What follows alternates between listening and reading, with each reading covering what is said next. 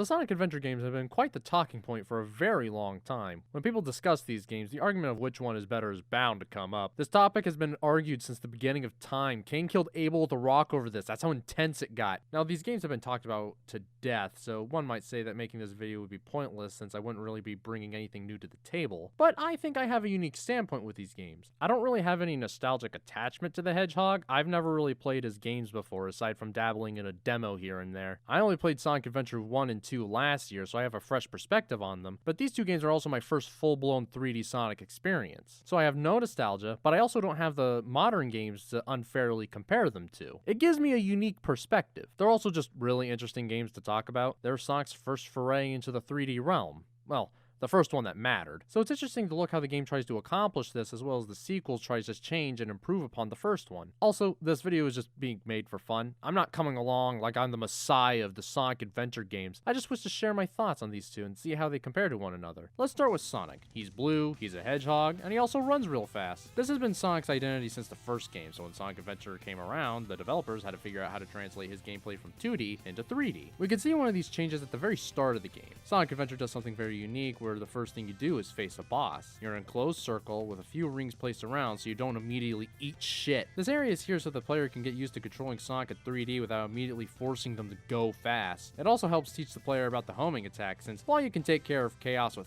just normal jumps, homing attacks makes it much easier. Many kids probably figure it out since they're immediately faced with a boss and they're freaking out, pressing every button imaginable. So naturally they would hit the jump button twice and learn about it. It's pretty clever how it's done. After that, you're thrown into the overworld where you're able to explore more of Sonic's moves in a safer environment. You can go into a spin dash, and unlike the 2D games where you need to come to a standstill, hold down, then press the button, here you simply need to press it and you just go into it immediately. I remember when I first did this and I was incredibly taken off guard. I didn't even process what happened at first. I tapped the button, next thing I knew Sonic was getting a speeding ticket. It's great though, since if you ever do end up in a standstill, you can always just get your speed back instantly. With both the speed dash and the homing attack, you can get some crazy distance. Overall, I feel like they did a good job translating Sonic's abilities from 2D to 3D. Sonic's homing attack makes it easier to take out enemies in a 3D space, since if you didn't have it, they would have to either A, ignore them like they're that one introvert at a party who only talks about the secret of Nim, or B, have difficulty attacking them. So the homing attack is a nice compromise. I will say though, as well as they translated Sonic to 3D, it's not perfect, mostly while he's at top speed. When he's speeding, if you make a slight adjustment, he can sometimes overshoot it, like here in Windy Valley. I just want to center myself, but anytime I do, I just end up crashing to the other side of a railing. It isn't that big of a problem since most of the time the levels have plenty of space for you to maneuver around in, but still, it happened frequently enough that I thought I'd bring it up. The first real level of the game also does a pretty good job at teaching us about Sonic and his abilities and other level design tropes that will be used throughout the game. It starts with this straight path that lets Sonic build up speed and gives you a good idea how fast Sonic can go. You have bounce pads which are all over the place, you're able to run up these walls, loops, plenty of great set pieces like this moment where you're running away from a whale on a boardwalk. There's also plenty of vertical platforming, which really shows how the homing attack can go after bounce pads and containers and not just enemies. There's also a section with water which shows that Sonic is a bitch swimmer. It's just a good introduction level overall. In the end, I'd say it does a pretty great job at just introducing the level, the character, and how fun he is to control at high speeds. So,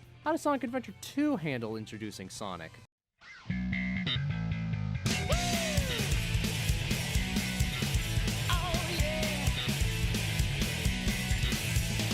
Basically, it takes everything that the first Sonic Adventure game does, but better. It starts you off with a downhill boarding section where you can go off ramps and avoid obstacles. I can only imagine this segment was put here to start the game off on an incredibly hyped note. You're automatically going fast, and you have to brake if you want to slow down. You can also go off ramps, and if you're going fast enough, you get some goodies. This whole beginning segment is basically just here to really drive the point home that Sonic is fast, and going fast is good. The boarding mechanic is only used at one other part of the game, so they pretty much just made it solely for this intro section. I have to say, it's a way better way to start things off than the first game did. While the boss with Chaos was interesting and did a good job teaching the player some vital information, you can't deny that when most people play Sonic, they want to start going fast, which Sonic Adventure 2 accomplishes and then some. After the boarding segment, you get to play as Sonic for real, and he controls a lot better in this game. They tweaked his controls a bit, so even when you're going at top speeds, you can still make minor adjustments to his movements without jerking all all over the place. They also added a few more gameplay elements to him as well. He's able to grab on poles and launch himself forward, and more importantly, rail grinding. On rails, you're on a set track, so you have to balance Sonic on them, and when you crouch, you can reach some crazy speeds. He also has a new ability where he can drop to the ground and bounce up to gain height like a bouncy ball. Really useful if you want to reach a high ledge. They also changed how Sonic's spin dash work. You no longer immediately go into it when you press the button. When you tap, you do a somersault, which helps you get under obstacles and break crates. And when you hold it, then you go into the spin dash. At first, I didn't really like this change, and overall, I still prefer how the spin dash worked in the first game, but I got pretty used to it after a while. Although this does lead me to my biggest problem with the controls. Too many abilities are mapped to one button. The spin dash, the somersault, light speed dash, crouching on rails. Because of this causes moments where you're just trying to perform one action, but end up doing another instead, which can really mess up the flow at times. I mean, the Dreamcast had 4 face buttons. Why not make the light speed dash and the somersault their own dedicated buttons? That could have worked. You don't need it all on a singular one. It's like bringing in the groceries. You can take it multiple trips. You don't need to do it all at once, because if you do, then one of the handles on the plastic bags might break and you'll drop your jars of salsa all over the driveway, and then you're gonna have to go back and clean it up. The introduction level is just fantastic. I already mentioned the beginning, but everything after that is great too. It's able to introduce many of Sonic's abilities in a very natural way. You have the staircase section, which helps understand rail grinding. Enemies lined up in a way so you can use your homing attack. You get to break some boxes and get under objects. And, most importantly, you can always find ways to gain speed to go through certain obstacles rather quickly using a variety of different methods. This all culminates to a final chase sequence against a gun truck, which is very intimidating. The other game had a chase sequence too against the whale, but this one's better because it really feels like these guys want to capture Sonic to the point that they'll literally rip through a town with a big ass truck just to catch him. The song also really helps keep up the excitement. Rolling around at the speed of sound. Got faces to go, gotta follow my rainbow. You have this great lyrical track that just gets you in the mood and makes it feel like you shouldn't give a care to the world. You're a blue hedgehog that runs fast, and there's nothing anyone can do about it. This greatly contrasts Emerald Coast, which had a more relaxed feeling, which was probably the point, wanted to ease the player into the game, didn't want to stress them out, but I much prefer this where they just throw the kid into the deep end of the pool and have them figure it out, and only giving tips from the sidelines. By the way, I brought up the light speed dash previously. Interestingly, it's not an ability you have naturally. It's given to you via a power-up, and this goes for both games. These games handle power-ups kind of weirdly. In the first game, many of them are kind of vital to your moveset. I brought up the light speed dash, but there's also Knuckles' digging gloves and Gamma's hovering. But there's also many of them that are just additional power-ups. Tails has 2, where he's able to fly longer and able to do his twirl tails attack thing longer. Sonic has an upgrade to the light speed dash that charges up faster, but the required power-ups are really not treated that much differently to the optional ones, aside from the fact that they're required. You have to get them before you can progress. This goes for Sonic Adventure 2 as well, where there's plenty of required power-ups and optional ones. It's even a little confusing in the second game since there's 2 different story paths where you play as new cast of characters, but they're functionally the same as the hero cast, but you still have to go out of your way to collect the power-ups you already had from the first campaign. I remember when playing as Shadow, I made it to this line of rings and I was so confused on why my light speed dash wasn't working, until I remembered, oh right! I didn't get the light speed dash for Shadow yet. It just seems a little needlessly complicated. I will say that in Sonic Adventure 2, when you do collect these power-ups, there are stages that you can go back and it opens up new pathways that you couldn't really get to before, which can really help when you're going for all the emblems. The first game technically has it too, but it's more emphasized in the sequel. Overall, it's just a weird way they handled it. They could have just made it where the required power-ups are given to you at the beginning of the level, while the optional ones you have to find. Speaking of power-ups, the light speed dash. I kept bringing this ability up, but I kept getting distracted by other things that seemed more relevant, but now there's nothing to drag my attention away, except for my copy of the SpongeBob SquarePants movie game. This is one of my childhood games. It has such a variety in levels and uses Patrick and SpongeBob's abilities in very cool and interesting ways. I'd love to make a review on it, but it doesn't have the light speed dash, which is what we're talking about right now, so we're gonna have to go into it at some other time. In the first game, the light speed dash was practically worthless. To use it, you had to hold down the speed dash for a solid like 3 seconds for it to be usable. There's a power-up that makes it charge faster, but that doesn't really fix the fundamental issue. Even if it did, there really isn't a whole lot of uses for it aside from like getting a power-up, getting up here in Eggman's ship, and this one part in Windy Valley. There might be some other spots, but like I said, it's not worth it. But in Sonic Adventure 2, they reworked it so now when you just approach a line of rings, all you have to do is press B and it'll happen immediately. None of the waiting bullshit. This makes it so much more convenient. The developers know this because they put lines of rings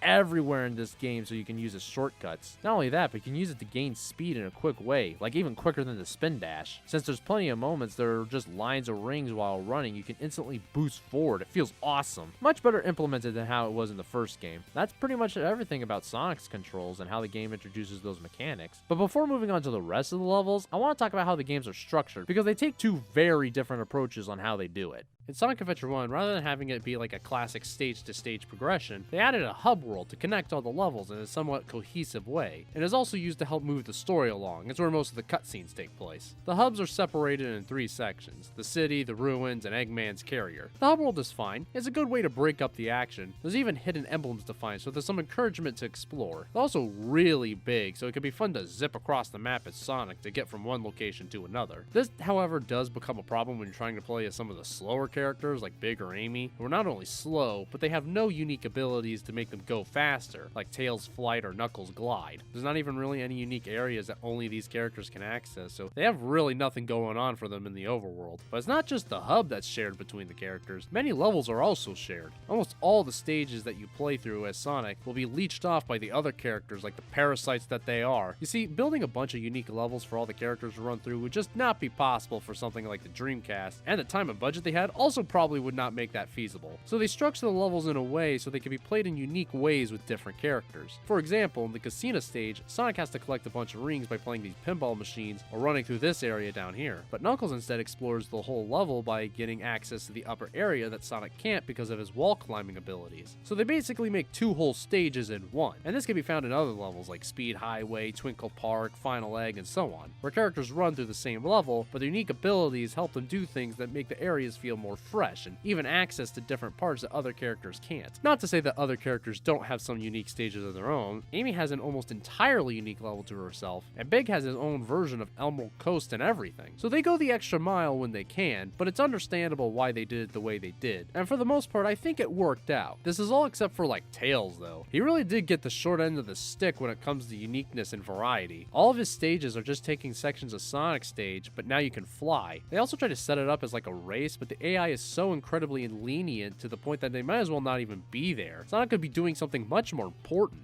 like his taxes. He can fly, which can be fun to break stages like Windy Valley, but that can only add so much. Heck, an Ice Cap, you're just going through the snowboarding section, so there's really nothing unique going on there. And since you're hanging out with Sonic almost the whole time, you're also going through every boss encounter that he did. Chaos 4, Knuckles, Gamma. You also have to play through Sky Chase again, both of them, with no changes. In fact, the only entirely unique things Tails has in his campaign is Sand Hill and the final boss. His campaign is completely repetitive and doesn't really offer anything new, unlike the other characters. Yeah, so that's how the first game handles its structure, but Sonic Adventure 2 decides to take a completely different route in how it handles things. For one, it decided to completely ditch the overworld in a more traditional level-to-level structure. When you beat one level, you're shoved to the next one. They also reduced the unique gameplay styles from 5, down to 3, essentially just Sonic, Knuckles, and Gamma stages. Now this game also saves on resources, but in a different way. Rather than 6 campaigns, now there's only 2, and has many assets between the campaigns that are shared. For example, you have to go through this desert stage as Tails, but you also go through it as Eggman. But it's not like they're the same stage. Eggman's stage is completely and uniquely designed. It just reuses textures, assets, and level geometry to save on resources. They even change it to night to make the level truly feel different. Overall, I think this approach works a lot better. They're able to make each stage tailored for one playstyle without having to make any compromises, while still being clever in their resource management so they can make more with less. Alright, I think now would be a good time to go ahead and talk about the rest of the Sonic stages in the first game. I won't go super in depth since I don't want to be here for too long, and I can only talk about a fast-moving hedgehog for so much time before I start having an aneurysm. Alright, Windy Valley. Kinda acts like an extension of the first level, just taking mechanics you were taught and taking them to the next level, like the homing attack chains and having more pathways to take. It's pretty good. It also takes place inside a huge tornado, which is really cool. The level probably takes place in like Kansas or something. I do have to say, this seems a bit more than a Windy Valley. There's a massive tornado tearing apart everything. That would be like if I called Miyako the shallow beach side. After that, you have Casinopolis, where you go gambling. You must collect 500 rings to get to the Chaos Emerald. Out of all the levels, this one's probably the most different. You can enter these pinball stages and try to collect rings, but it's very janky, and I can never seem to hit Sonic anywhere aside from like the same spot. Honestly, I didn't even really bother with the pinball stuff once I discovered that you can go into these underground sections and get rings that way. It's a much faster process. I like the idea, but the pinball physics could have been better. You could shake the machine to cheat a little bit to try to get Sonic where you want to go, which can help. I do wonder why this place has such a big pinball machine. Like, Sonic is smaller than the average person, but he's still quite large. Was this supposed to be like an attraction for children?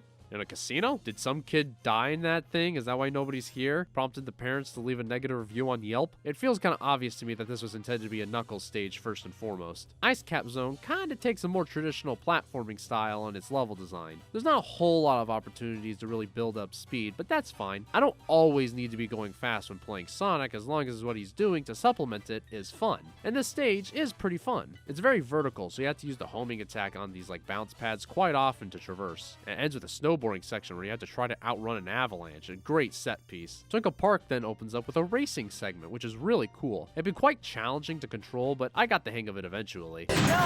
Oh wow, Sonic just got eviscerated. I don't think Progressive is going to cover that. The rest of the stage is you're traversing through this castle, which is really cool until you miss a jump and fall down, which then leaves you slightly disgruntled. You have these bowling sections, which really don't do anything. I think you get some rings if you get a strike. It's just like kind of here just for the fun of it, which I like. I really do enjoy when a game goes out of its way to do something cute like that. The developers had to sit here and program the aiming shot and give these pins physics for really no other reason than just thought it'd be like a fun little thing to do when going through the level. It really shows that they put like a lot of care and thought even to little things to give the player the most memorable experience. After that, you got Speed Highway, easily my favorite stage. This, out of all the others, is purely focused on getting speed and keeping that speed with the occasional platforming segment. You have these little cop bots after you, you're blasting on rockets, you're going through some nonsensical roads that really no human can travel on. You go down this building and then you end up in a city area. It's just a fantastic level. And Red Mountain is also another one of my favorite stages. The first half focuses you on traversing upward a mountain and zipping across these zip lines until you get inside the volcano, which you must get through that. I really like the aesthetic of this level, and the music inside the mountain goes so hard. I'll talk more about the music later, but they really are fantastic for both games. There's a lot of variety, like from rock to a calmer, relaxed beachside to ambient tracks to rap. It's not often you hear a game with this much variety in its music, and they're all great. I love listening to the songs in these games. The next stage is Sky Deck. The beginning part has you traveling over like a bottomless pit and humping these giant cylinders, and then you go through a lot of other bullshit. You have this like runway with all these planes, and then you have to defeat this giant like rocket that's on top of the ship. Wind's blowing you every which way, and then it ends with you having to travel in this section where the ship keeps tilting. It's really cool in concept, but in execution it doesn't really work out. It can be rather frustrating to travel, and I even died because the physics went all wonky. It's a bit too ambitious for its own good. I feel like there's a lot of moments of ambition in this game, and unfortunately some of it never really gets fully realized. The tilting sky deck is the most obvious example, but there's also some other sections that fall into this camp. I already mentioned the pinball stage and how wonky they can be. Sky Chase is a whole thing I'll get into later. The cinematics, which I'll also get into later, but they kind of speak for themselves. Long time no see. Amy. What's wrong with you anyway? I do appreciate the effort though. I'd rather have a game try to do something big and falter a bit rather than just playing it safe and do the bare minimum. Because even if one is technically better, like it doesn't have as many flaws, it also doesn't really stand out and can be easily forgotten. And when they do succeed in their ambitions, it makes the whole thing worth it. The next stage is Mystic Ruins, which kind of takes a more puzzle-oriented approach and having you hit these switches to change the water level higher, these mirrors, wall climbing. Definitely a slower paced level. What I like though is that despite that, you can go like, fuck this, I don't want to do this puzzle bullshit and just spin dash ahead with some precise platforming, which I feel is intentional. Also, this segment with the boulder is like completely broken. When you try to spin dash away, the boulder decides to take that as a challenge and show you who really is the fastest thing. It's probably on some rubber band system, so when you spin dash forward, the boulder way overcompensates, running you over like Wile E. Coyote. Just a silly quirk I noticed. Final Egg is the final stage. You can tell because it has egg in the name, and it's pretty good. I like it because it really feels like you're descending deep into some kind of bunker that seemingly never ends. It really puts you to the test by having some of the craziest platforming challenges and rooms just littered with enemies. It's probably the only time I used that one light speed attack move. You also have to like go on these fans which are blowing you upward, and you fall through and get like blended. A really great final stage overall. And that's all of them. One thing I noticed is that the levels in this game are very distinct from one another. You're never really traveling through a level the same way, whether it be because that stage has some like major set piece or gimmick, or how the structure demands a different style of platforming from another. Like Ice Cap wants you to be more careful with tight gaps that are easy to fall off, while Speed Highway just tells you to throw caution to the wind and have at it. I like this because it really gives each level its own identity, so things don't really become samey or boring. But it also does mean that if there's like a segment you don't really like, it can drag down the whole experience, like the tilting thing in Skydeck. But overall, those levels are still great. All are very distinct and have their own variety, which makes them fun, and the stages are all kind of separated into like multiple parts. For example, in Windy Valley, you start by climbing this mountainside, which then transitions into the tornado, until finally you're thrown out in the final segment through the air. Most of these levels follow this 3-act setup. Not all the time. Sometimes there's only 2, like an Ice Cap zone where you're going through the caverns and then you end with the snowboarding section. And then there's like Skydeck, which never ends. First you go through the bottomless pits, and then you gotta take this big piece of metal out, then you run down an area with a bunch of jets, and then there's the part with the tilting and falling debris, and then you have to go and do 2 hours of community service. It makes the level way too long for its own good. Very bloated. For Sonic Adventure 2, they kind of streamlined the design for the Sonic stages. Each stage is still unique and it has its own identity, but it's much less drastic. Like, you won't find a stage like Casinopolis or Twinkle Park. The gimmicks overall are just much more toned down. For example, in the jungle stage, the big gimmick with this one is simply that you can ride on these vines and rail grind on like these tunnel things. The set pieces are also less involved. Like in Metal Harbor, you grab onto the launching rocket, but it's purely for visual flair. You don't actually do anything here. What makes these stages interesting though, despite the fact that they're more structurally similar to one another, is that there's much more pathways and different opportunities to get to the end, which makes it much more fun to explore. In the first game, while there were occasions where you could take a different route, it was mostly only one way to go. But here it brings much more opportunity to find your own path, which I enjoyed very much. It made replaying these stages for the emblems a pure joy, in which I'll get into the emblems later. I just think the overall level design of these stages are much more engaging and involved compared to the first game. And this is also in part due to Sonic's new vamped moveset. You can go off in a direction with the light speed dash, use the drop bounce to gain more height or break something beneath you, use the somersault to get under something. It makes looking around and exploring much more rewarding. I think like every one of these stages are better than the ones in Sonic Adventure 1, with one exception. Before that, let's quickly go over these stages. Since they are much more similar in structure compared to the first game, I won't give much focus on each individual stage. It'll be like speed dating, but instead of getting to know the other person, I'm just explaining Sonic stages to them. Pyramid Cave is great because it has like these hourglasses which you can open doors and like stop time, which is great. There's also these moments where you have to find these keys and then bring them back to a certain point, and you can't use your moves while holding something, so you have to like dodge around obstacles and enemies instead of attacking them. Final Rush is basically just entirely rail grinding. It's easily one of my favorites. The rail grinding can be a bit finicky, like it won't work sometimes, which can be frustrating, but you get used to it, and it's pretty much just non-stop speed and timing to get through the rest of the stage. Radical Highway is Shadow's introduction stage, and I think it's really great. I like the parallel to City Escape in the intro here. It starts off with Shadow rail grinding, which I thought was really clever. And then there's White Jungle, which seems similar to Sonic's stage, but instead of swinging around on vines like a monkey, you get slingshotted with these things across the sky, like a monkey. It also made the frame rate on my computer shit the bed. Skyrail is like Red Mountain, but on crack. You have these bounce pads that you repeatedly need to hit to scale upward, which I think is a cool gimmick. Then you have Final Chase and Crazy Gadget. These stages are similar because they both use the anti-gravity as a gimmick, but they go about it in different ways. Final Chase has these cylinders that you can go up and down on, and it helps you gain a lot of height. I actually really like how it has its own uniqueness to platforming and exploration. It's difficult to get used to, but once I adapted, this level can be very exhilarating. Crazy Gadget is the only Sonic stage that I didn't really like. It uses anti-gravity in a much more traditional way, where you can walk on ceilings and walls when you flip a switch. That seems fine at first, but when you start reaching the segments where you have to constantly switch from up to down to left to right to diagonal to up my ass, it can be incredibly disorienting, and I'm constantly struggling to get a hold onto the controls since my sense of direction keeps changing. There's a reason why the changing gravity segments in Mario Galaxy are almost always restricted to these 2D sections, since it's easier to adapt to like the changing of controls on a constant basis when you only have 4 directions you need to worry about. Overall, I think Sonic Adventure 2 Sonic stages are a massive improvement of like the first game,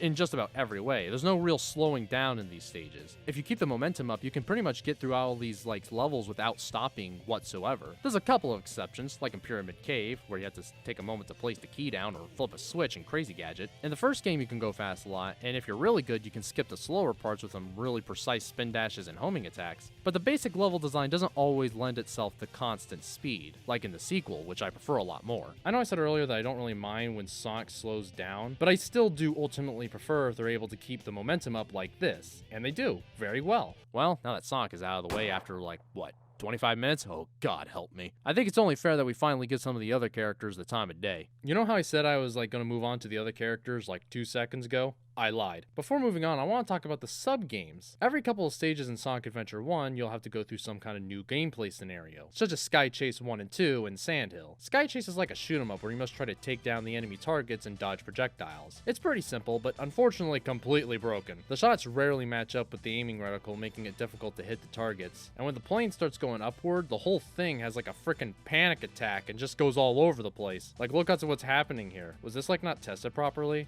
Did I not study well enough?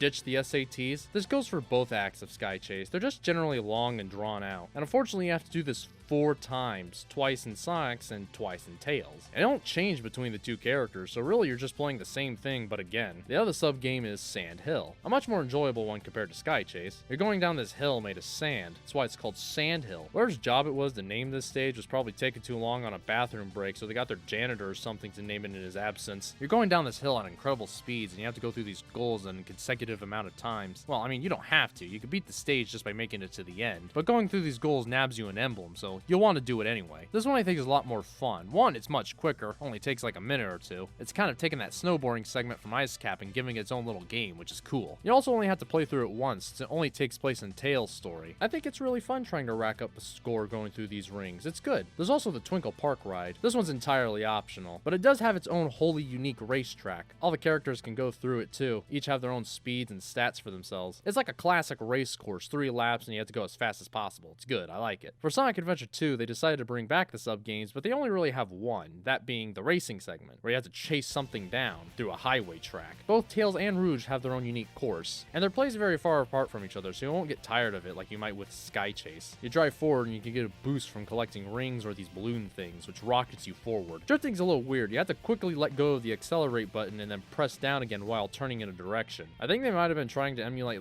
real drifting, where you lift your foot off the gas or something. I'm not sure. I don't know much about cars. The most I know is that Larry the Cable Guy voices a truck. You do get used to it after a bit, but I do prefer if it was its own separate button. It also makes this horrible screeching sound. Yeah, didn't like that. They're fun though, trying to reach the president, avoiding other cars. I will have to say, this bridge design is nonsensical. In fact, all the streets in Sonic's world is batshit. Look at Speed Highway. How's anyone supposed to ride on that? With all the loop-de-loops, do you know how much gas this would take? And Cityscape is just an endless slope. Imagine not having a car and your house is at the very top. You would have legs made of iron. Radical Highway is literally collapsing in on itself. It's one giant hazard. And this is a bridge built across the entire Atlantic. Why is it so big? Whoever's the governor of Sonic City really needs to be kicked from office if this is where the tax dollars are going to. I like the sub-games in Sonic Adventure 2 more simply because there's less of them. I don't really mind switching up the gameplay, but Sky Chase 4 times in a row is a bit much. I also just think the racing segment in Sonic Adventure 2 is more satisfying to play through. Next up, I want to talk about the Chao Garden. Don't worry, we'll get to Knuckles eventually, I promise. He's just taking a quick bathroom break. Had too many martinis at Casinopolis. The Chao Garden is like a pet simulator where you have to take care of these little things called Chao. In the first game, you access this area by going through the elevator, going back here in Mystic Ruins, or going through Eggman's door here. It's cool that they have them on these 3 different locations since, you might be anywhere at any time during the story, so having quick access anywhere is nice. I ultimately use the elevator one the most since that's where most of my Chao were anyway, so you can feed your Chao fruits and give them animals that you collected from defeating enemies. You'll want to do this because it'll raise your Chao's stats and you can have them participate in activities such as racing. When you win these races, you get an emblem, and there's 5 in total you can get. There's something very zen about the Chao Garden. Taking care of these things can be very relaxing. And building up their stats, it just gives me a dopamine rush when they level up. The same kind you get when the water droplet on your windshield wins the race. The only problem I have is that sometimes it's not always convenient to visit depending on certain situations. There's 3 ways to get to the garden, but that's still not really enough since the maps can be huge. And if you're spawned in a place where you have to go across the map to get to the garden, then it's just better off moving on to the next stage. This is especially annoying for slower characters like Amy. This is fixed in Sonic Adventure 2 though, since there is no world map. You can just access the Chao Garden by finding these keys in Chao crates. They're never really that hard to find, and there's multiple in each stage, so you'll rarely miss them. I like this method more since it meant that nearly every stage I was heading back to the Chao Garden, which means I was able to more effectively raise my Chao and increase stats much faster. And if you don't really like the Chao Garden, then you can simply just not pick up the keys, and you'll just go to the next stage. The activities are also improved. There's more races, and you have more influence over your Chao in these races. You can also have your precious baby beat the shit out of other Chao in Chao karate. You can also take your Chao to school and like take them to the doctor to check if they're sick and get massive medical bills. Take them to class to do some activities where they learn things. I don't actually know what it does, but it's probably something important. The Chao Garden was just significantly improved in the sequel, but it's still really fun in the first game as well. Like I said, very zen. I now know why people keep bugging Sega to bring it back. They could at least make a mobile game based on the concept. I mean, that's just free money waiting to happen. Oh hey, it looks like Knuckles is finally done. For Knuckles, I'm going to go ahead and talk about Sonic Adventure 2 Knuckles stages first for, say it with me now, reasons I'll explain later. Knuckles stages are all about exploring the level to find 3 shards of the Master Emerald. The shards are randomly spawned in and can be anywhere, such as out in the open, or hidden in a container, in an enemy, underground, etc. Since they're random and can be anywhere, you have to track them down with the radar, which changes color depending how close you are. Pretty easy to understand. The Emerald stages are quite large, with many different sub-areas, so you have to look everywhere to find these things. Thankfully, you're not just looking around blindly for these things like someone who misplaced the TV remote. There are hint monitors everywhere to give you small, well, hints to help lead you in the right direction. The more you use it, the more direct it likes to get, like until it basically just tells you exactly where it is. Like, okay, let me spell this out to you like you're 5. The emerald's on the statue, on the top layer next to the mural, okay? You fucking ingrate. When I first went through this game, I initially didn't use the hint system because I was like, ew, hints? Those are for little babies. Ugh!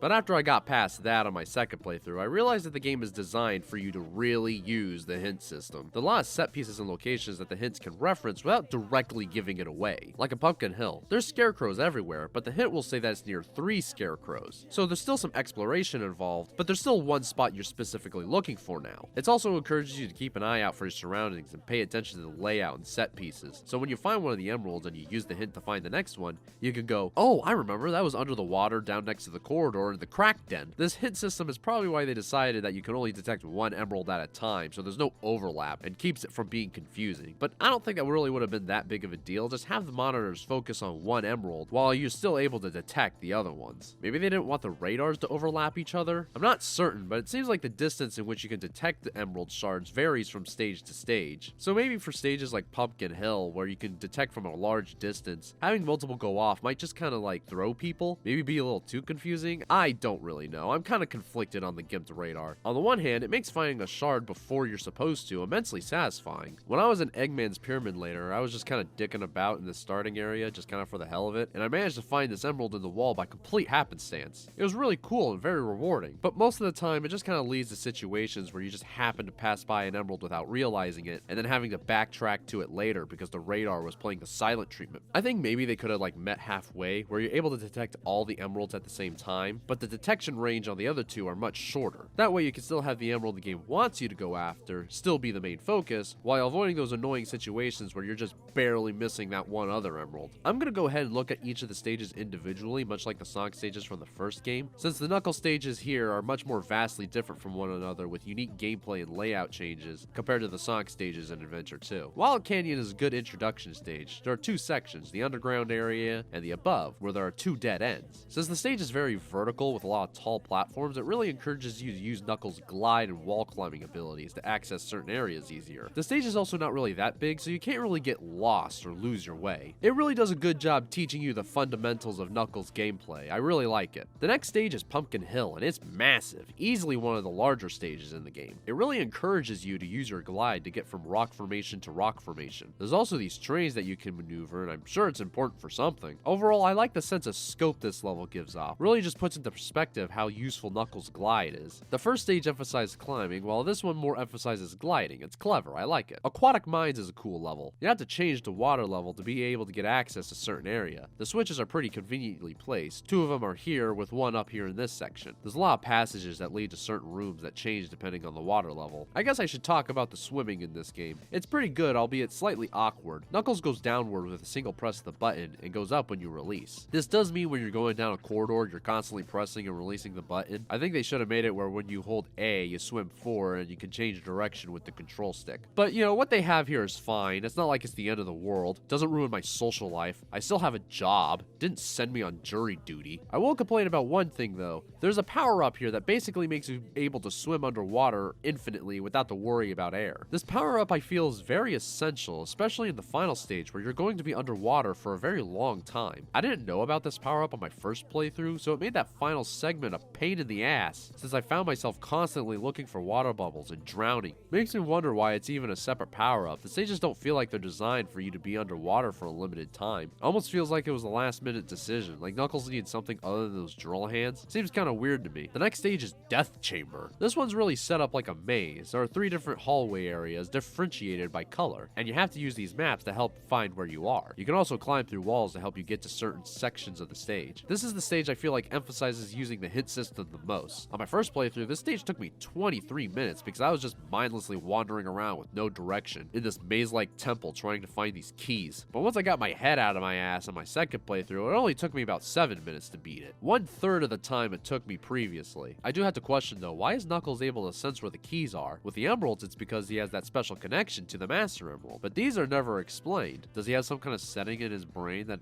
like changes the target that he's looking for? Oh man, I lost my phone. Hold on.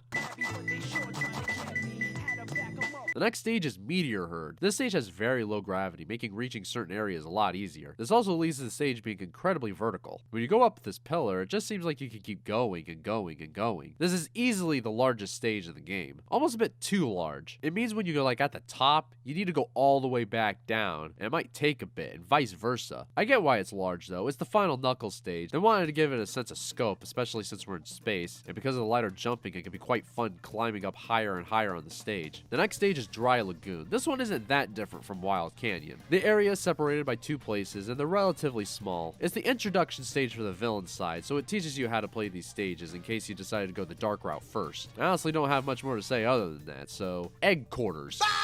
Takes place in the same area as Death Chamber, but it's remixed a bit. Instead of having locked doors and walls to dig through, there are these giant beetles that you want to avoid, so it's kind of more stealthy. I say kind of because there's no real punishment if you get caught. You just get hit and lose some rings, which you can pick back up. Not nearly as interesting as Knuckles' counterpart. The next stage is Security Hall, probably the Emerald stage with the most simplistic layout. It's just a box, but it's set up this way since you have a time limit for the stage before it blows up, so they didn't really want the player to get lost or confused on where to go. You have this lower section, which is separated by color, much like Death Chamber, and this upper section. And that's it. It's all about quickness, efficiency, which the layout serves well to accommodate. I really like this one. The final Emerald stage is Mad Space, probably my least favorite of these stages. Once again, it's incredibly massive, which makes sense, but they also try to do this whole planetoid galaxy thing, and it just doesn't work well at all. It's awkward. It's like I'm trying to do one of those drunk driving tests. You never really know exactly where you want to go, especially when you reach the edge, where the game just suddenly decides that gravity is a flawed social construct and abandons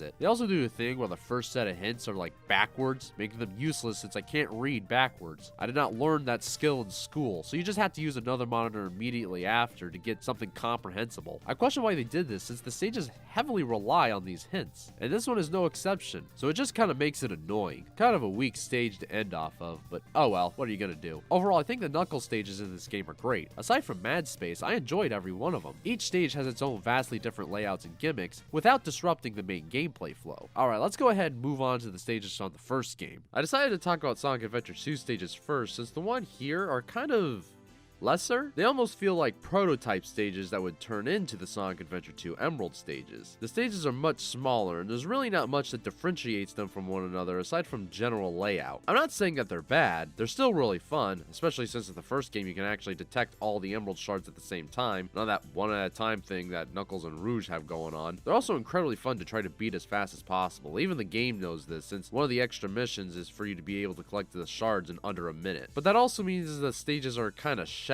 The stages are a lot smaller, and the hint system itself is also fairly simplistic. Rather than giving you a quick, somewhat vague description to help you find what you're looking for, they just have the orb like show you directly where it is, which is great for speedrunning, but it does kind of undermine the whole exploration and find the shard aspect. But even with those, this game still is ultimately what laid the groundwork for the Emerald hunting missions, and it does it quite well. The basic premise of searching through the stage thoroughly and using hints and your radar to track the emeralds down is inherently fun, and all these stages were built around that fact. They don't have the same level of uniqueness from each other, but they still have something to help them stand out. Speed Highway is a good introduction stage with plenty of buildings to climb and places to glide. Shows off Knuckles as a character quite well. Casinopolis has many great set pieces and unique areas to look around in. In fact, I think it's probably Knuckles' best stage, probably because unlike the other stages, it was designed with pretty much Knuckles exclusively in mind. Red Mountain is like Pumpkin Hill, a great stage just kind of glide around in. I wouldn't be surprised if Pumpkin Hill used Red Mountain as an inspiration. Mystic Ruins is cool, but unfortunately it really doesn't have anything unique since this is the stage that Sonic can climb walls in. So Knuckles kinda just doesn't have anything here. Skydeck is the finals Knuckles stage, and it's the only one that really has a unique gimmick where you're able to control the direction of the egg carrier to help open paths and locations where you can find the emeralds hidden. It's really the only stage that does this where you're able to kind of change the level in itself to help you find treasure. I also think it's really clever because it ties into Sonic's story. When you're playing as Sonic, the ship starts to tilt, and you discover here that it was because Knuckles was messing with the controls to find the emeralds. I think it's cool that they decided to explain this gameplay element by tying them together like that. These stages are great and well designed. It just feels overall, Sonic Adventure 2 improves upon what this game did in every way, with the exception of the gimped radar. Knuckles stages in these games are kind of like the inverse of the Sonic ones. In the first game, the Sonic stages try to have some kind of giant set piece or gameplay element to give each stage its own identity, while in the sequel they decided to somewhat streamline the gimmicks and make the stage unique in much more subtle ways. While Knuckles in the first game, the stages were simplistic and didn't really differentiate from each other, while the sequel decided to greatly change how each stage works. I think this works a lot better for Knuckles since his whole thing is,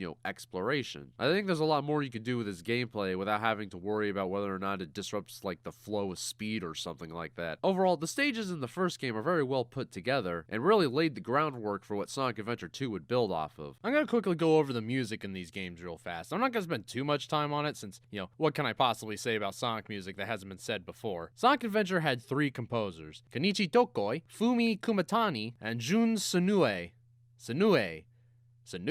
Jun Sunue. And Sonic Adventure 2 brought on board Tomoya Otani. I think it goes without saying that the soundtrack in these games are great. Like Sonic series always had great music, and these games are no exception. It's also quite varied in genre, especially the first game. Like, you'll have your rock tunes like you'd expect, but then you have something more ambient, like Mystic Ruins or like Sonic's 9th stage. You also have like Red Mountain when you enter the volcano. I already showed that off earlier, and I'm gonna show it off again because it really is such a cool theme.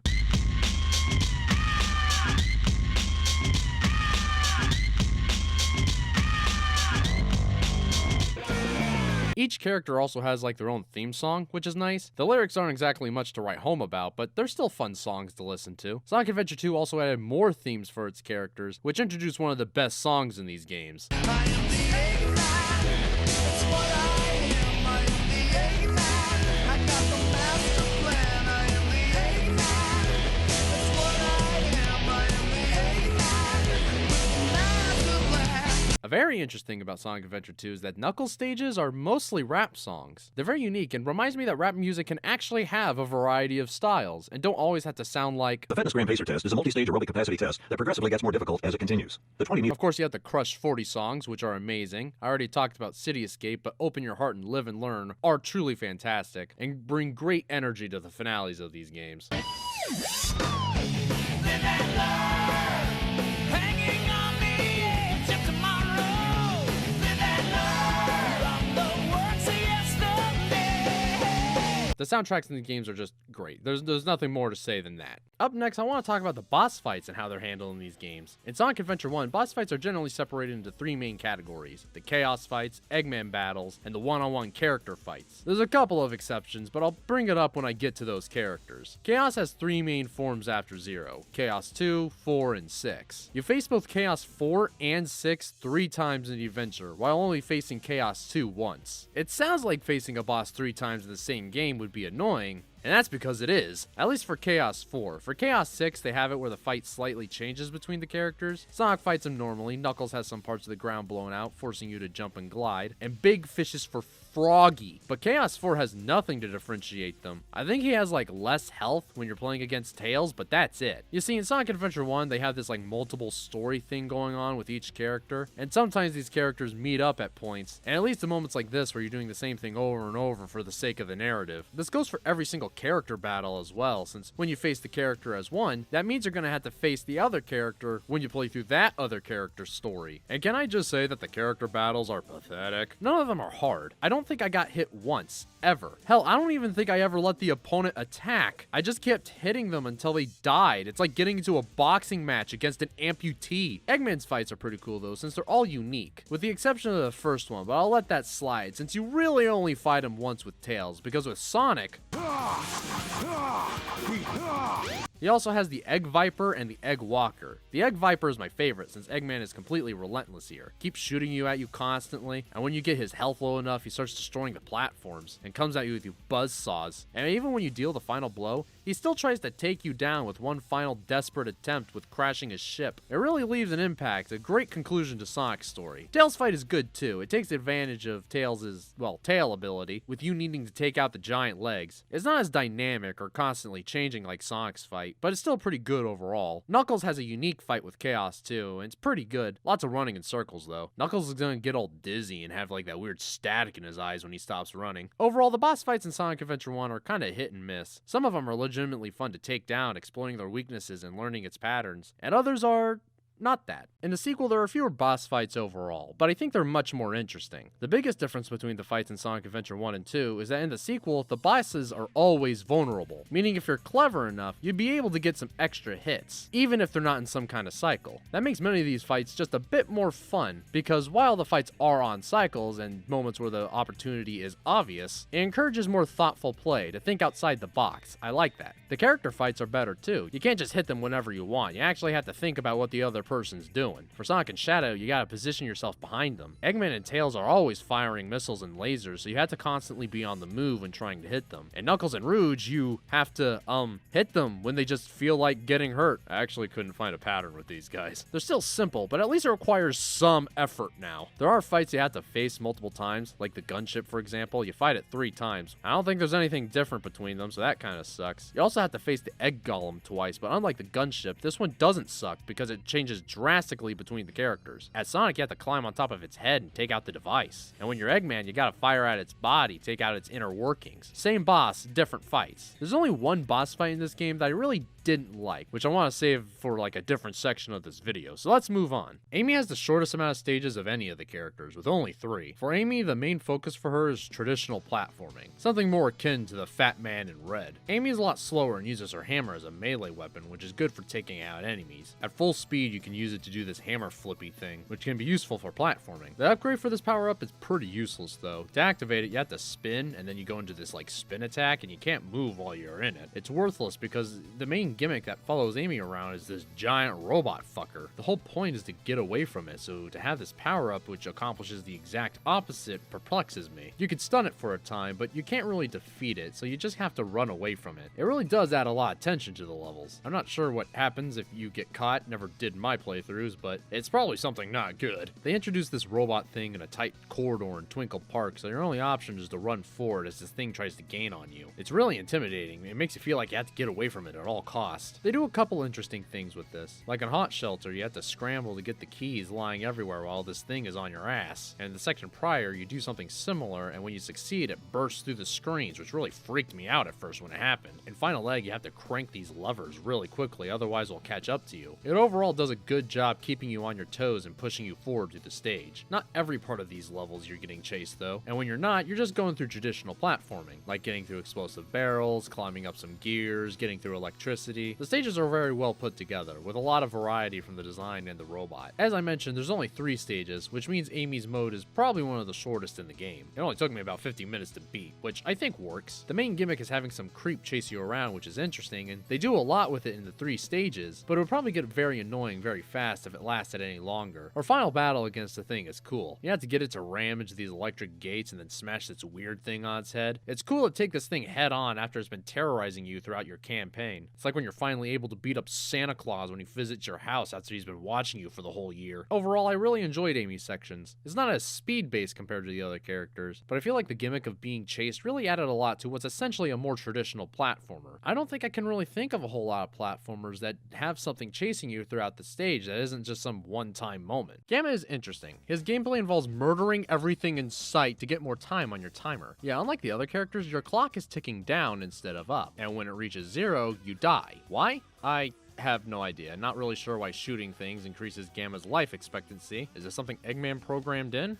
Why? Is this some alternative fueling that Eggman is trying out? The more Gamma shoots in a row, the higher the multiplier. I think out of all the characters, Gamma is probably the most simplistic. You only have one way of attacking, and aside from hovering, which you get midway through, he doesn't really have any additional, movement abilities. Many of Gamma's stages are littered with enemies, so you can kind of just go to town on them. It can be very satisfying to pull off, but Because of this, the timer also never really becomes an issue. You start with plenty of time, and you have more than enough enemies to mow down to get more. The only time the timer really gave me trouble was in the final stage, where you really have to focus on getting those multipliers, because this stage is the longest out of all the other stages, which means you will cut it close if you're not careful. Gamma stages are still fun though, even if they're kind of surface level. The mech stages in Sonic Adventure 2 pretty much take the platforming from Amy stages and the shooting from Gamma stages and smash them together to create these stages. Much like in Gamma stages, you're able to aim at multiple targets and take them out. Unfortunately though, this no longer racks up time on your clock. They scrapped that. Now it's purely for points, which is great if you're trying to go for an A rank on these stages, but that means little in the grand scheme of things. Because of this, I don't really have a desire to take out as many enemies in one go, and in many cases I just ran by them because it's just less cumbersome. It's also in part how this mech controls. Now the aiming and the moving acts independently from each other, so you can walk in one direction and aim in another. This sounds like it would make things easier, but the problem is that they're both controlled by the same joystick. So let's say you turn really fast, your top will turn quickly, but then the actual body will lag behind, which makes things really awkward. There's moments when you try to turn in a direction, and the body just does not follow, making it a constant battle between the top and the bottom. I understand that they probably wanted you to have it where you're able to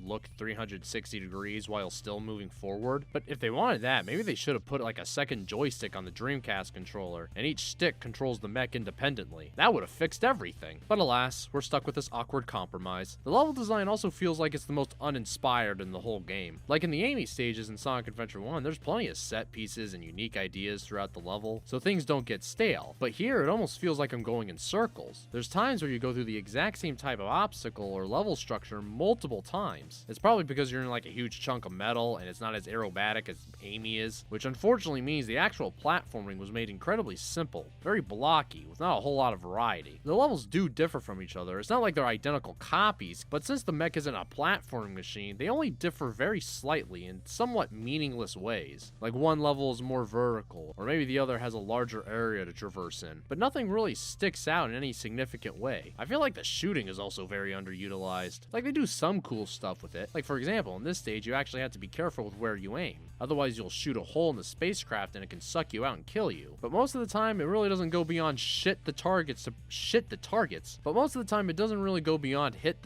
to progress. Shoot the robots to open the gate. Shit down destructible walls. I wrote shit multiple times.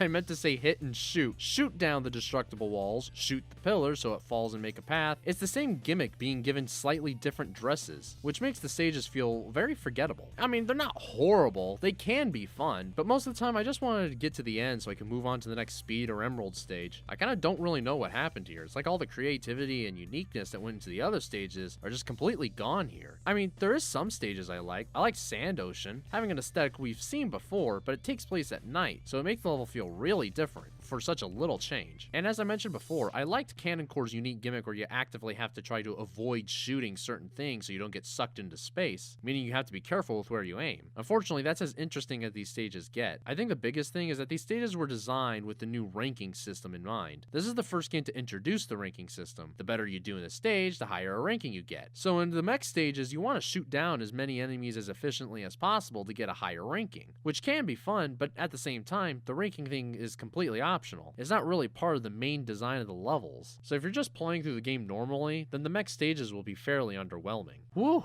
well, that's all the main campaigns. We got them out of the way. We made it, guys, and 50 minutes into the video. Holy crap. While we're nearing the end, there's still some other stuff I want to go over, like some of the extra missions and so on and so forth. So let's go ahead and move. Hey, did you know that Sega made a fishing game for the Dreamcast called Sega's Bass Fishing? It's a fishing game where you catch fish in it. I actually have the game and I tried it out and it was pretty good. They even made a peripheral for it so it feels like you're actually fishing. Hey, look at this. This is a cat. Big the cat to be specific.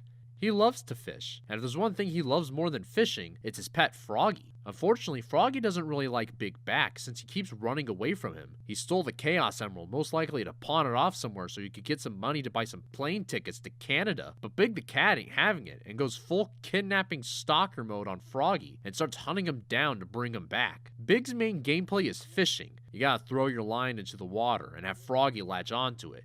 And when he does, you gotta pull back on the joystick to snatch him. After, you have to pull him in by holding the A button, but you have to be careful. If your meter reaches the top, then your line will break and Big will die. Like actually, he loses a life when it happens. When you get Froggy close enough, you'll catch him, beating the stage. The goal's the same for every stage, and they don't really change up until the final one. You have to go through a hallway, and then get Froggy out of the fish tank. But even then, all you have to do is hit the button and it drains the water. So all these stages are basically exactly the same. Big the Cat confuses me. Like, he's here to advertise a peripheral for another game, I get that. But out of all the games to advertise, why the fishing one? Like, did they really think kids would like Big so much that they would beg their mom to get that one Sega fishing game? Mom, can you get me Sega's bass fishing, please? Are you sure? Wouldn't you want something like Jet Set Radio, Marvel vs. Capcom 2? Nah, fishing. It kind of just blindsides you. One moment you're zipping through stages, finding emeralds and running from robots, and next thing you know, you're trying to catch a frog. I mean, Big's stages are actually kind of diverse. He has his own variation of Emerald Coast, and he's the only character that has a power-up in one of the levels themselves. In fact, he has the most power-ups in the game with 6. It's weird because none of them really relates to your main objective, but instead the extra missions that you can do in the levels. You see, each character has 2 extra stipulations for each stage, and for Big is to catch bigger fish. When going after these extra stipulations, Big stages actually start to make a bit more sense. For Emerald Coast, you actually have to look around to explore and find some bigger fish. And in Ice Cap, you have to go to this spot and break it with a rock to access where the bigger fish are. It makes me think that even the designers themselves knew that kids wouldn't really want to play this fishing bullshit, so they made it where the main objective is incredibly easy, so you can just get through it and get a move on to something that's actually more fun. The actual fishing is very basic too. In the Sega fishing game, it's way better at making it fun. Here, you're just holding the A button. It almost feels shoehorned in, especially considering that his gameplay is the only one that's not really expanded upon or carried over into the next game. Big was, though. You can find him at several points throughout the sequel. Apparently the director was upset at like the negative reaction towards Big, that he had his whole team hide him in several places in the game. Now that we got all the main stuff out of the way, let's go ahead and talk about some of the extra stuff you can do in these games, specifically the extra missions. When you re-enter a level, you can beat it under different stipulations. For Sonic Adventure, many of these are like beat the stage with 50 rings, beat the stage with a shorter time limit, beat the stage without any hints, and so on. The extra missions in Sonic Adventure, though, aren't very interesting. They don't really encourage a different way to tackle these levels or anything. It really just feels like you're doing the same thing, but again. Take this one mission from Amy's stages, for example. Beat the stage with 50 rings. That sounds like it would be tough, but no. All you need to do is go through the level as you would normally, and then at the very end behind here, break the capsules, and presto, you got 50 rings. When you know where to look, beating these stages with 50 rings is just a complete non-challenge. Same with the time limits. They seem like they would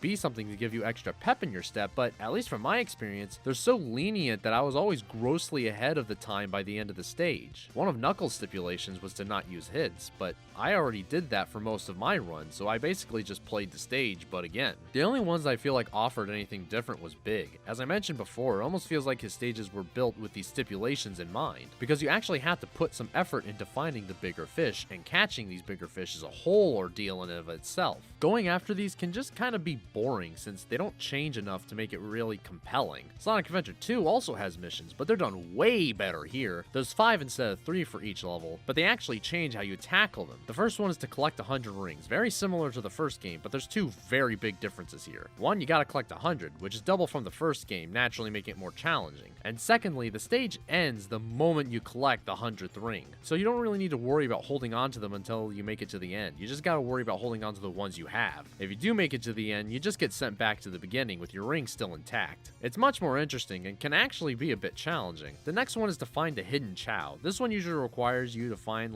some of these shrines that's hidden somewhere in the stage and use the mystic melody to unlock a path. This mission requires you to move slowly through the stage and search every nook and cranny to find it. Now saying that, might people go ugh, slow? It's Sonic, you're supposed to go fast! But it's important to remember that these stages are filled to the brim with secrets and alternate pathways, so having a mission where you have to look around to find the secret is great. Not only does it help you find extra loot, but finding better and quicker pathways throughout the stage, which greatly helps with the next mission, beating the stage under a certain time limit. These time limits are much stricter compared to the first games, and really require you to know the stage like the back of your hand to get through, which makes finding the Chao mission beforehand very helpful, since you went through the whole level probably inspecting every nook and cranny and finding different pathways that will help for this mission. The final mission is going through a harder version of the stage. These are my favorites because when they say harder, they are not kidding. The enemies shoot at you like they're one failure away from getting the pink slip. The level layout changes, not significantly, but enough to make the sections and platforming much more precise. There's more enemies enemies in general, and in Knuckles and Rouge's case, the emeralds are set in places that are very difficult to reach and require very clever use of their abilities. All of these are vast improvement over the first game. They're not all winners, admittedly. Some of the Chao missions are kinda bullshit, like this one in Radical Highway. You have to jump off the side of the bridge and land on this very hard to aim platform, which launches you to the Chao. There's no indication in this level that shows you have to do this. So to find this Chao, you basically have to cosplay as someone who wants to commit suicide. The ring missions as Tails and Eggman can also be quite infuriating. I can't tell you how many times I got close to 100 rings and then got hit or died.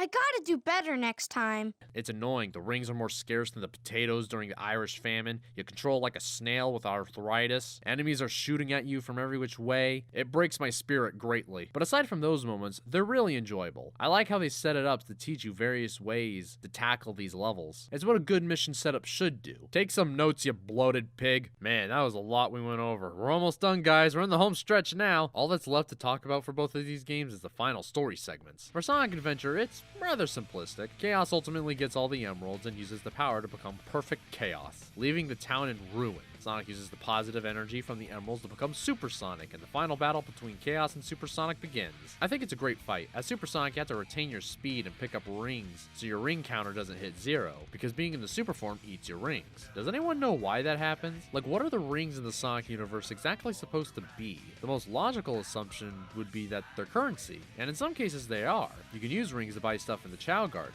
but they also act as like a hit point for Sonic, and his rings deplete when he's in his super form. So are they special in some way? Are the emeralds simply siphoning money out of Sonic, like some kind of fee to use them? Wow, these rocks are a bunch of greedy assholes. You have to avoid all the debris and Chaos's projectiles to keep your speed. When you reach him, you'll deal a blow, but if you don't have enough speed, you'll just kind of spill out of his stomach. After the first round, you'll enter the second phase, which is the same but more difficult. I don't know why the music goes from like being hype with Open Your Heart playing in the background, and then the second phase is more atmospheric with a foreboding track.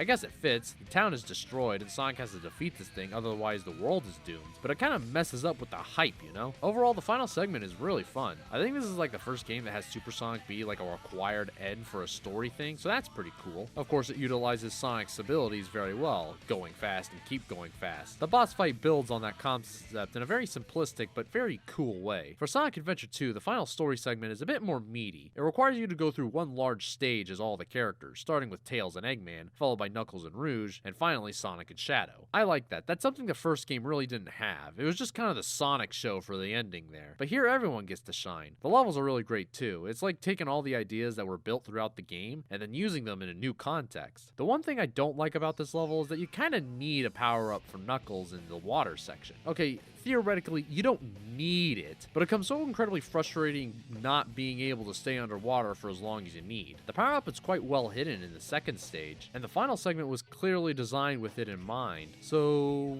why do they like to torment me? But aside from that odd oversight, it's a great level. It ends with Shadow taking on the prototype of the ultimate life form, the worst boss fight in the entire game. I hated this fight. It's so long, you kind of have to run in circles for a bit while dodging projectiles until he stops so you can hit him. And for his final cycle, you get thrust into the air with very little control. And if you drop your rings, you can't pick them back up, which means if you get hit again, you'll develop a serious case of depression. Not a great fight, and unfortunately the final fight is not better either. It's just kind of a worse version of Perfect Chaos. At least this time the music doesn't like switch to an atmospheric. It's live and learn throughout the entire thing. It's really cool. You're just kind of chasing down a lizard that has a giant laser stuck up its ass, and there's not really much in terms of like actual obstacles. You can get hit by the lasers, but it just kind of pushes you back a little bit. All you have to do is aim for these giant like bulbous pimples on him. It's just not that great of a final fight. Alright, the final thing I want to go over is the stories of these games. I decided to save them for the end because honestly, I just don't really have much to say about them. Sonic Adventure 1 does something kind of unique where there's one story, but it's told from different characters' perspectives. And we see how these other characters are influencing the story in their own way. Because of this, though, there are moments where you have to watch the same cutscene multiple times since the characters meet up. They do a neat little thing where they change what the characters say or sound like.